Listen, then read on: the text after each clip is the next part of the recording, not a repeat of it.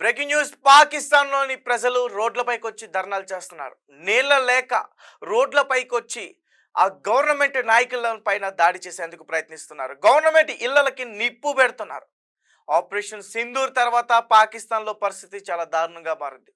మరి మోడీ కొట్టిన దెబ్బకి వాళ్ళు ఖచ్చితంగా అల్లాడాల్సిందే. ఎందుకంటే ఇక్కడ పహల్గామ్ అటాక్ తర్వాత సింధు నది యొక్క జలాల్ని మనం ఆపేయడం జరిగింది. ఆర్థికంగా వాళ్ళని బలంగా కొట్టాం. సో ఇప్పుడు అక్కడ ప్రజల పరిస్థితి చాలా దారుణమైన సిచ్యువేషన్. నీళ్ల కోసం నీళ్ల లేక చనిపోతున్నారు, హాస్పిటల్ పాలవుతున్నారు. మరి ఇప్పుడు ఇలాంటి టైంలో అక్కడ గవర్నమెంట్ మరి ఎలాంటి జాగ్రత్తలు తీసుకుంటుంది? పాకిస్తాన్లోకి సంబంధించి సింధ్ అనే ప్రాంతం దగ్గర ఒక 5 కాలువల్ని డివైడ్ చేయడానికి పాకిస్తానీ గవర్నమెంట్ నిర్ణయం తీసుకున్నప్పుడు అక్కడ చౌలస్తాకు సంబంధించి ఆ నిర్ణయం తీసుకున్నప్పుడు అక్కడి ప్రజలు తీవ్ర వ్యతిరేకతని వాళ్ళకి చూపించారు. ముఖ్యంగా పాకిస్తాన్లో ఒక పీపుల్స్ పార్టీ అనే ఒక వాళ్ళు కూడా చాలా వ్యతిరేకత చూపించారు. తర్వాత వాళ్ళు రోడ్లపైకి వచ్చి ధర్నాలు చేయడం మొదలు పెట్టారు. ఏ వెహికల్ వస్తున్నా, పాకిస్తాన్ గవర్నమెంట్కి సంబంధించి ఏ వెహికల్ వస్తున్నా దానికి నిప్పులు పెడుతున్నారు. ఒక పక్క వాళ్ళే చెప్తున్నారు, మీరు భారత్ అనవసరంగా వార్ క్రియేట్ చేశారు, భారత్ అనవసరంగా మీరు కెలికారు, ప్రశాంతంగా ఉన్న ఈ పాకిస్తాన్ ఇలా అవ్వడానికి కారణం మీరే అంటూ కూడా అక్కడ ప్రజలు వాళ్ళపైన తిరుగుబాటు చేస్తున్నారు. ఇప్పుడు పాకిస్తాన్ పరిస్థితి చాలా దారుణంగా ఉంది.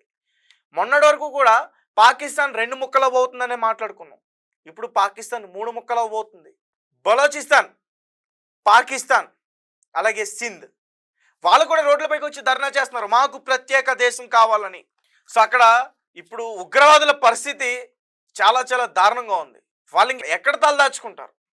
బలోచిస్తాన్కి వెళ్తే బలోచిస్తాన్ లేపేస్తాం, పాకిస్తాన్కి వెళ్తే పాకిస్తాన్లో లేపేస్తాం, సింధ్ దగ్గరికి వెళ్తే సింధ్ దగ్గర లేపేస్తాం. సో కాబట్టి భారత్ తో ఎప్పటికైనా ఇబ్బంది. కాబట్టి ప్రశాంతంగా సెపరేట్ దేశాలుగా ఉంటే మనం బతకొచ్చే అనే ఒక మంచి ఆలోచనతో ఈ నిర్ణయం తీసుకున్నట్లయితే నాకు అనిపిస్తుంది. కానీ ఇక్కడ పాకిస్తాన్ గవర్నమెంట్ మరి ప్రజల యొక్క ఏదైతే వాళ్ళు తీసుకున్న నిర్ణయం పట్ల వారిని మరి స్వీకరిస్తారా లేదని కూడా చూడాలి. ఒక పక్క పాకిస్తానీ పెంపుడు కుక్కల వల్ల అమాయకు ప్రజలు చనిపోతున్నారు. ఈరోజు స్కూల్లో బస్సు ఒకటి బ్లాస్ట్ చేశారు, 4 చిన్నారులు చనిపోయారు.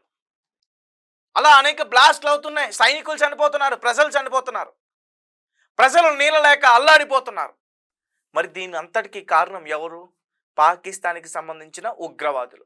ఆపరేషన్ సింధూర్ మొదలుపెట్టిన తర్వాత వాళ్ళ పరిస్థితి ఎలా ఉందంటే దడా వణుకు వడా పుణుకు, కానీ మంచినీళ్ళు మాత్రం లేవు. ఈ రకంగా వాళ్ళు ఉన్నారు.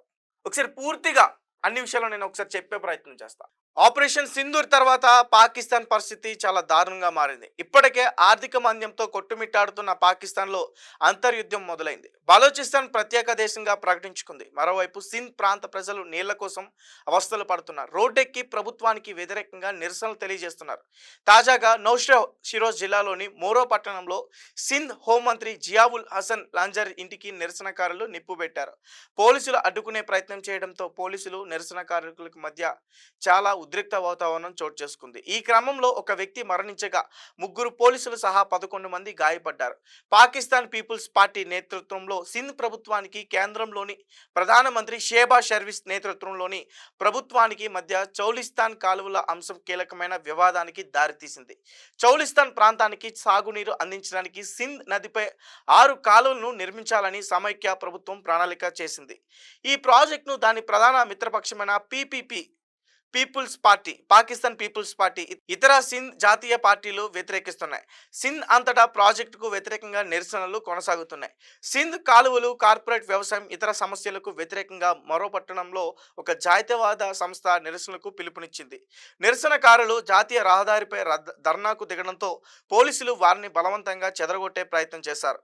దీంతో పోలీసులు నిరసనకారుల మధ్య ఉద్రిక్త వాతావరణం చోటు చేసుకుంది. నిరసనకారులు పోలీసులపై రాళ్లు దాడి చేశారు. పోలీసులు నిరసనకారుల మధ్య జరిగిన ఘర్షణలో పలువురికి గాయాలయ్యాయి. ఆగ్రహంతో నిరసనకారులు మరో పట్టణంలో సింధ్ హోంమంత్రి జియావుల్ హసన్ లంజర్ ఇంటిపై దాడి చేశారు. ఇంటిలోకి వెళ్లి గదులు, ఫర్నిచర్కు నిప్పంటించారు, తగలబెట్టారు. పైకప్పు నుంచి స్ప్లిట్ ఎయిర్ కండిషన్లను బట్టి భాగాలను కూడా నేలపైకి విసిరేశారు. దీంతో హోంమంత్రి ఇంటి పరిసర ప్రాంతాల్లో దట్టమైన పొగ కమ్ముకుంది. మరోవైపు మరో పట్టణంలో జరిగిన హింసపై సింధ్ హోంమంత్రి దర్యాప్తునకు ఆదేశించారు.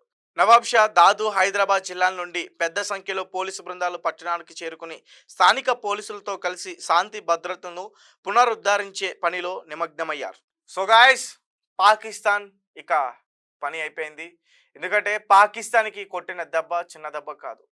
ఆర్థికంగా అన్ని రకాలుగా వాళ్ళని చాలా వెనక్కి నెట్టేసాం. ఇప్పటికే పాకిస్తాన్ ఒక 10 ఏళ్ళు వెనక్కెళ్ళిపోయింది. ఇంకా మన భారత సైన్యం మరింత వేగంగా వారిపైన దాడి చేస్తే ఖచ్చితంగా ఒక 500 ఏళ్ళు వెనక్కి వెళ్ళిపోయే అవకాశం ఉంది. ఇప్పటికే పాకిస్తాన్‌లో అణు స్థావరాలకు దగ్గరలో అటాక్ చేసి అణు బాంబు యొక్క రేడియేషన్ లీక్ అయిందంటూ కూడా వాళ్ళు భయపడుతున్నారు. క్షమాపణలు కోరుకుంటున్నారు భారత్. ఇలా క్షమాపణలు కోరుకుంటూనే స్లీపర్ సెల్స్‌తో బాంబ్ బ్లాస్టులు చేయించడానికి ట్రై చేస్తున్నారు. మరి భారత్ ఊరుకుంటుందా? వారికి తగినట్టే సమాధానం చెప్తుందిగా. ఇక అక్కడున్న పార్టీ నాయకులు కానీ, పాకిస్తాన్ పార్టీ నాయకులు కానీ, ఆ గవర్నమెంట్‌కి సంబంధించిన వాళ్ళందరూ కానీ పాకిస్తాన్ వదిలి పారిపోవాల్సిందే. వేరే దేశానికి వెళ్ళి తలదాచుకోవాల్సిందే. ప్రజలు వాళ్ళకి రాళ్లతోటి కొట్టి సమాధానం చెప్తున్నారు. రైట్. నాకేమనిపిస్తుందంటే కాలం ప్రతిదానికి సమాధానం చెప్తుంది. ఇది నిజమే అనిపిస్తుంది. సో ఇప్పుడు భారత్ పైన వాళ్ళు ఏ విధంగా అయితే అటాక్ చేశారో అంతకన్నా దారుణమైన పరిస్థితి పాకిస్తాన్లో ఉంది. సో దీనికి కాలమే సమాధానం చెప్తుందని నాకు అనిపిస్తుంది. మరొక వైపు అమెరికాలో కూడా ఇట్లాంటి సంఘటనే జరిగింది. సుడిగాలులు వచ్చి అక్కడ ప్రజలు కొట్టుకెళ్ళిపోతున్నారు. రైట్. జై హింద్, జై భారత్.